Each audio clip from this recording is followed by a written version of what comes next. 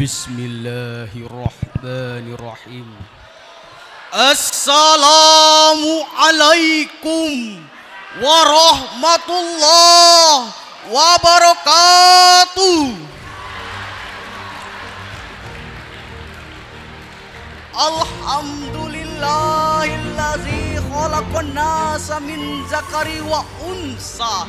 Assalatu wassalamu ala Sayyidina Muhammadil Mustafa wa ala alihi ahli sidqi wal wafa. Amma ba'du. Yang saya hormati guru-guru Mandua Banyuwangi, dan tak lupa pula siswa-siswi Mandua Banyuwangi yang kami banggakan.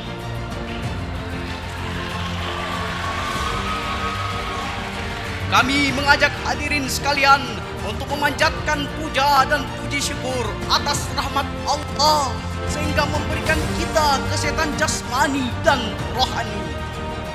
Tak lupa pula salawat dan salam kita hanturkan kepada baginda Nabi Muhammad sallallahu alaihi wasallam, Nabi akhir zaman, Nabi yang mengangkat kita dari alam kegelapan hingga menuju alam yang terang benderang, penuh dengan ilmu pengetahuan, sains and teknologi, minal zulmati ilan nur. Persatuan adalah tiang penyangga daya suatu negara. Kemajuan atau kemunduran suatu negara ditentukan oleh persatuan dan kesatuan bangsanya. Bangsa yang makmur adalah bangsa yang bersatu, sedangkan bangsa yang hancur adalah bangsa yang berseteru.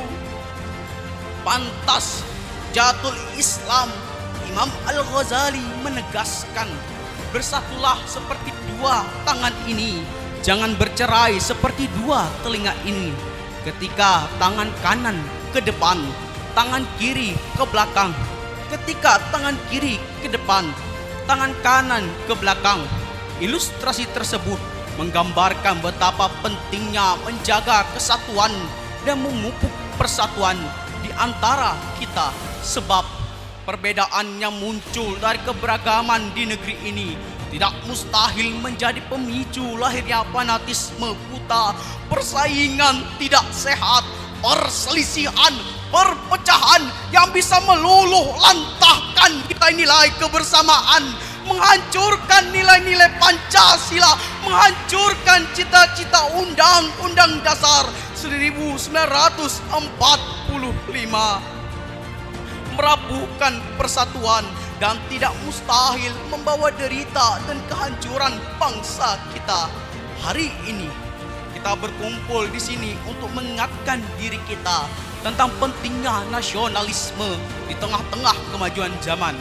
Nasionalisme adalah jiwa dari bangsa kita, seperti yang dikatakan oleh proklamator kita, Insinyur Soekarno.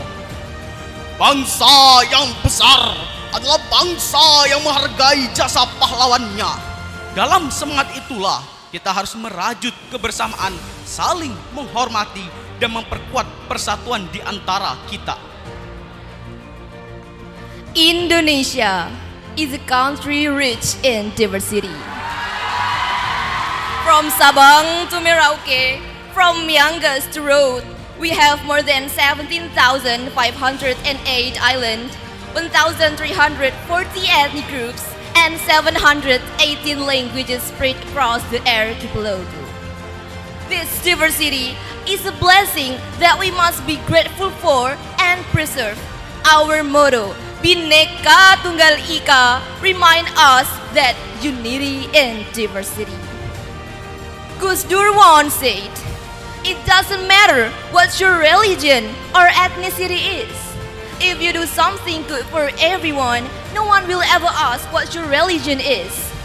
Imagine how beautiful it is when during Eid al-Fitr, we as Muslims share our joy and gratitude with others, even if it's just by inviting them to eat together.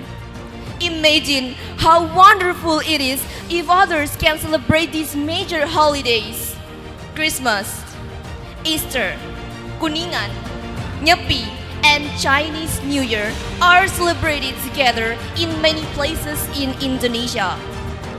This harmony shows that even though we have different beliefs, we see how rich our heritage is.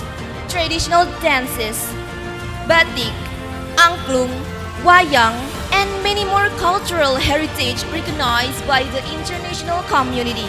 All of this shows how diverse Indonesia is and how we must protect and preserve this heritage for future generation. Indonesia adalah negara kepulauan terbesar di dunia dengan lebih dari 17.508 pulau yang tersebar di garis khatulistiwa dari Sabang di ujung barat hingga Merauke di ujung timur. Indonesia membentang sepanjang 5.000 km.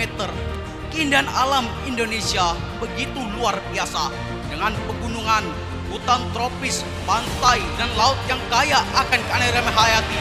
Maka tidaklah salah kita dijuluki sebagai Emerald of Equator, zamrudnya khatulistiwa. Indonesia, tak hanya itu saja dimiliki Indonesia. Keberadaan Indonesia di antara dua benua dan dua samudra menjadikannya sebagai jalur perdagangan strategis dan penting. Potensi geografis ini harus kita manfaatkan dengan bijaksana untuk kemajuan bersama. Kita memiliki kekayaan alam yang melimpah seperti minyak bumi, gas alam, batu bara, dan berbagai sumber daya mineral lainnya. Maka tak salah pula Indonesia dijuluki sebagai surganya dunia. Tongkat dan kayu ditanam jadi tanaman, singkong namanya, berbeda di Timur Tengah. Gersang kering, singkong malah jadi tongkat.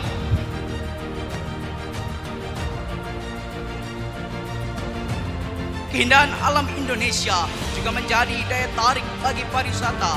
Bali, Lombok, Raja Ampat, dan banyak destinasi lainnya telah dikenal oleh wisatawan mancanegara. Para wisata tidak hanya membawa devisa bagi negara, tapi juga membuka lapangan pekerjaan bagi masyarakat setempat.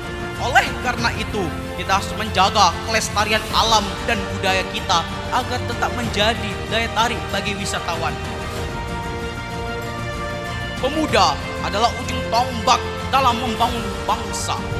Bung Karno pernah berkata, "Beri aku 10 pemuda, maka akan kuguncangkan dunia." Peran pemuda sangat vital dalam menghidupkan kembali semangat nasionalisme di era globalisasi ini. Ki Hajar Dewantara juga mengatakan, "Ingarso Suntolodo Imadio Mangun Karso Turi Handayani." Di depan memberi contoh, di tengah memberi semangat, di belakang memberi dorongan. Dalam era digital, pemuda Indonesia memiliki kesempatan lebih besar untuk berinovasi dan berkreasi. Kita bisa melihat bagaimana banyak anak muda Indonesia yang sukses di berbagai bidang, baik di dalam maupun luar negeri. Ini menunjukkan bahwa dengan semangat nasionalisme, kita bisa mencapai prestasi membanggakan menuju Indonesia emas.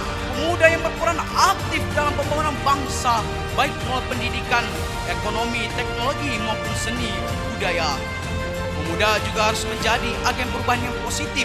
Mereka harus memiliki semangat untuk berkontribusi bagi kemajuan bangsa, bukan hanya untuk kepentingan pribadi. Kita perlu membekali pemuda dengan nilai kebangsaan dan semangat nasionalisme agar mereka dapat menjadi pemimpin yang baik di masa depan. Pendidikan karakter sangat penting dalam hal ini. Kita harus menanamkan nilai-nilai kejujuran, integritas, kerja keras, dan cinta tanah air kepada generasi muda.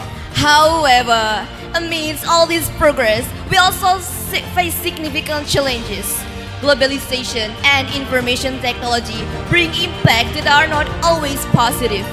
The rapid flow of information often makes us forget our identity as Indonesians.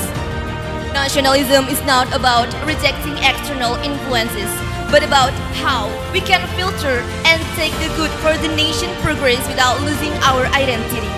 This is what we must instill in ourselves and future generations.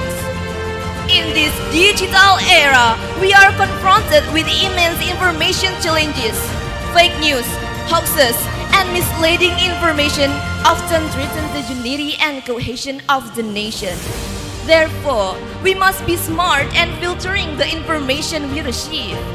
Social media, which is so easily accessible, can be a double-edged sword. On one hand, it can be a tool to spread goodness and the spirit of nationalism. But on the other hand, it can also be a tool to spread hatred and division.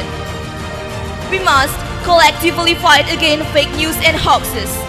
Digital literacy education is very important in this regard. The younger generation must be taught how to filter information, verify its truth, and not be easily provoked by unclear sources. We must also strengthen the sense of the nationality and unity among us so that we are not easily pitted against each other by irresponsible parties.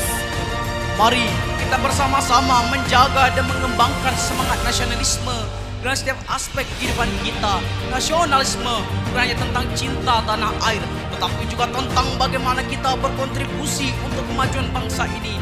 Bukan tentang apa yang negeri ini dapat berikan kepada kita, tapi apa yang dapat kita berikan kepada negeri ini.